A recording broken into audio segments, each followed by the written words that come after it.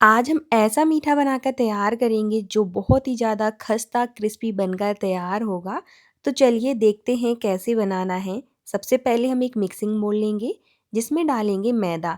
तो मैंने यहाँ पर 2 कटोरी मैदा लिया है।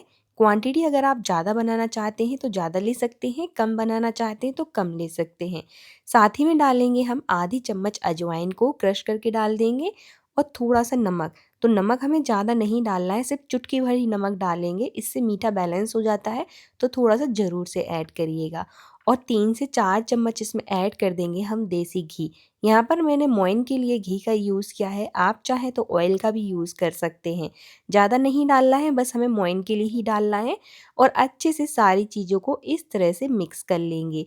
इसके बाद हम इस तरह से थोड़ा-सा मैदा होल्ड करके देखेंगे मुट्ठी में। अगर इस तरह से मुट्ठी में इकट्ठा हो रहा है मैदा तो समझ जाइए कि जो मोइन है बिल्कुल परफेक्ट है। और अगर नहीं हो रहा है तो थोड़ा-सा घी और डाल लीजिए। मोइन बिल्कुल परफेक्ट होना चाहिए, तभी जाके जो आपका मीठा है वो खस्ता बनकर तैयार होगा। जब सारी चीज़ें अच्छे से मिक्स हो जाए, मोइन दे दें, तो उसमें थोड़ा-थोड़ा करके हम पानी डालते जाएँगे और यहाँ पर एक टाइट सा डो लगाकर तैयार कर लेंगे। यहाँ पर हमें ज़्यादा टाइट डो नहीं लगाना है, सेमी सॉफ्ट लगाइएगा, ज़्यादा लूज़ भी नहीं होना चाहिए और ना ही ज़्यादा टाइट होना चाहिए। और इस तरह से थोड़ा-थोड़ा करके पानी डालते जाइए। बहुत आसान सी रेसिपी है, हर स्टेप को फॉलो करिएगा और वीडियो को एंड तक ज़रूर देखिएगा, तभी जाके आपको ये वीडियो अच्छे से समझ में आने वाली है।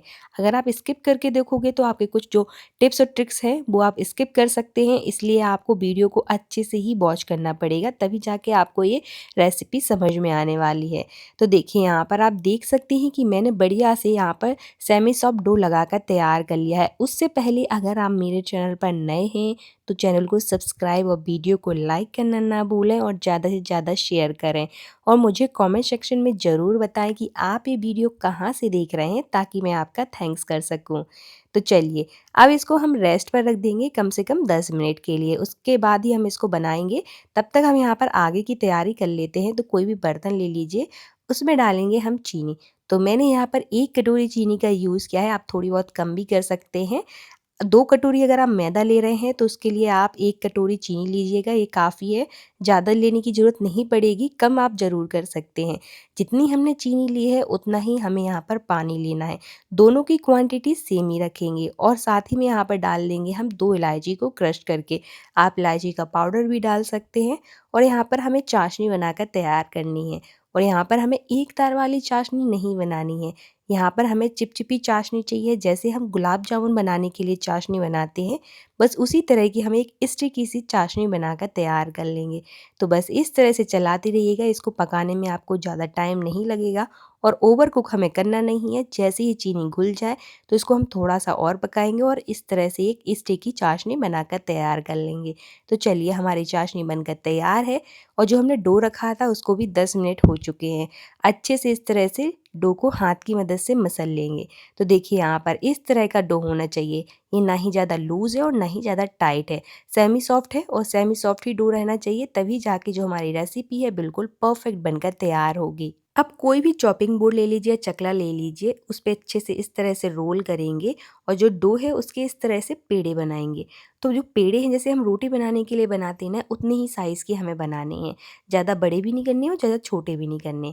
तो देखिए मैंने यहाँ पर सारे पेड़े बना लिए हैं, सबसे एक-एक करके इस तरह से हम पेड़े बनाएँगे। अब बेलेंगे हम इसको रोटी की तरह। तो मैंने यहाँ पर मैदा डस्ट कर लिया है, बढ़िया से इस तरह से गोल रोटी की तरह हम उसको बेल लेंगे। अगर टेढ़े-मेढ़े भी आपसे बेल रहे हैं तो कोई दिक्कत नहीं है, बस हमें इसको रोटी की तरह बेलना है। थिकनेस जैसी रोटी की रहती है उसी की तरह की हम रखेंगे, ना ही ज़्यादा मोटी और ना ही ज़्यादा पतली। तो देखिए इस तरह से बढ़िया से एक-एक करके सारे पेड़े हमें बेल लेने हैं। सबसे पहले हम इसी तरह से सारी रोटियां बनाकर तैयार कर लेंगे। तो देखिए मैंने यहाँ पर सारी रोटियां बनाकर तैयार कर ली हैं। अब हम एक रोटी लेंगे, सबसे पहले उसको चॉपिंग बोर्ड पर रखेंगे और यहाँ पर करेंगे हम ग्रीस घी। तो यहाँ पर घी की जगह आप ऑयल का भी यूज़ कर सकते हैं। तो अच्छे से इस तरह से हमें घी ग्रीस कर लेना है। अब हम इस पर डस्ट करेंगे थोड़ा सा मैदा। आप यहाँ पर आटे का भी यूज़ कर सकते हैं, मैंने यहाँ पर मैदा से ये रेसिपी बनाई है तो मैदे का ही हम इस यूज़ करेंगे। इस तरह से हमें एक रोटी रख देनी है ऊपर से डस्ट करके मैदा, फिर से हम ग्रीस करेंगे घी को और फिर से हम मैदा को डस्ट करेंगे।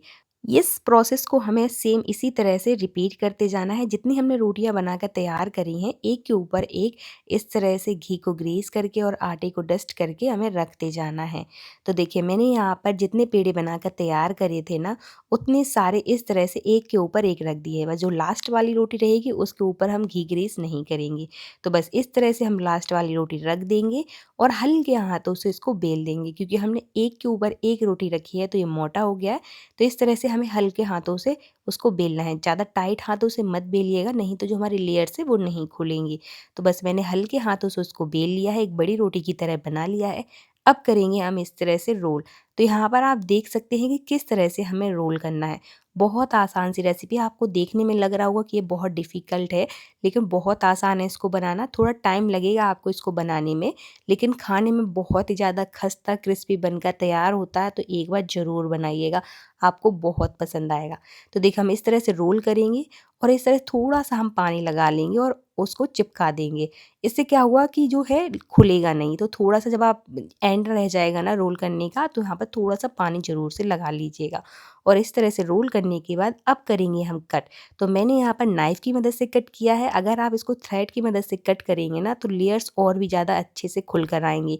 आपकी लेयर्स बिगड़ेंगी नहीं। नाइफ़ की मदद से बिगड़ जाती हैं, लेकिन मैंने यहाँ पर नाइफ़ की मदद से ही किया है। तो आप कोशिश करिए कि थ्रेड की मदद से इसको कट करें। तो बस इस तरह से हमें बढ़िया से इसको कट कर लेना है। तो देखिए यहाँ पर बढ़िया से इस तरह से ये कट हो गई हैं। आप चाहें तो यहाँ पर साइज़ को थोड़ा छोटा भी रख सकते हैं, बड़ा भी रख सकते हैं। बस मैंने यहाँ पर इस तरह से कर लिया है। अब जिस तरह से लेयर्स खुली है ना, उस तरह से हमें इसको प्रेस नहीं करना है। उसके उल्टे साइड से हम इस तरह से प्रेस करेंगे, हल्का-सा बेलन चला देंगे और इस तरह से फ्लैट कर लेंगे। बिल्कुल हल्के हाथों से ही हमें बेलन चलाना है। तो चलिए अब करेंगे हम इनको फ्राई। तो फ्राई करते टाइम आपको एक बात का ध्यान रखना है कि ऑयल गरम ज़्यादा नहीं होना चाहिए, इतना गर्म होना चाहिए कि उसको हम हाथ से छू सकें।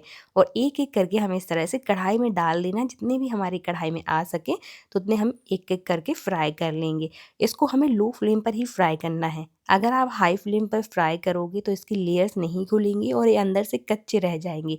इसलिए इनकी अगर आप अच्छे से लेयर्स खोलना चाहते हैं, तो इनको बिल्कुल लो फ्लेम पर ही फ्राई करिएगा और उस स्टेज पर डालिएगा जितने हम हाथों से टच कर सकते हैं ना ऑयल, उतना गर्म होना चाहिए। ज़्यादा गर्म होगा तो इसकी अच्छे से लेयर्स नहीं खुलेंगी।